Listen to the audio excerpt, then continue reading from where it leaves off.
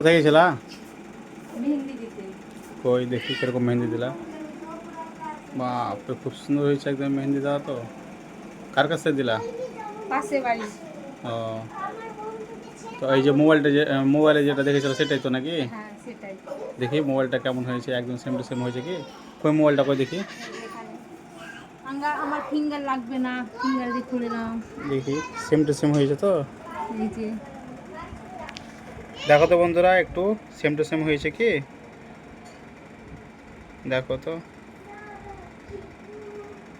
একদম same to same হয়ে গেছে কিন্তু।